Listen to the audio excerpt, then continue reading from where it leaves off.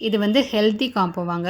கூறுக்காயவே ரொம்ப ட்ரெண்டியா விக்கிறாய்ங்க. என்னன்னா, skin க்ளோயிங்க்கு, hair குரோத்துக்கு, அப்புறம் ஏபிசி ஜூஸு, குளுட்டதயான் இந்த மாதிரிலாம் சேல் பண்றாங்க. நான் மீஷோல வந்து ஒரு பொருள் ஆர்டர் போட்டிருந்தேன். ரொம்ப வந்துட்டு இப்போதைக்கு அவசியமான பொருள். அந்த பொருள் எதுனா, இதோ இந்த ஷார்ட்ஸ் பாட்டில் தான் வாங்கியிருந்தேன்.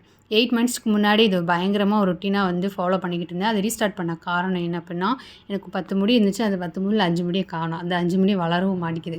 சரி மறுபடியும் வளர வைப்போம். இப்படியே போயிட்டு இருந்தா மொத்தமும் போயிடும் அப்படின்னு சொல்லிட்டு ஜூஸ் மறுபடியும் குடிக்க ஆரம்பிச்சிருக்கேன். அது விட்டதுக்கு காரணம் இருக்கு. காலையில எந்திரிச்சு அத அரைச்சு, மிக்ஸியெல்லாம் தெரிச்சு, தொடச்சு, அப்புறம் பிழிஞ்சு, கவுண்டர் டாப்லாம் மெஸ்ஸி ஆகி அத கிளீன் பண்ணக்குள்ளே எனக்கு போதும் போதும்ன்னு ஆயிடும்.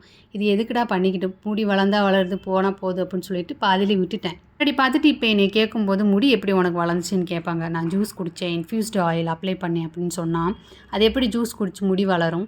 அப்படின்னு கேட்பாங்க.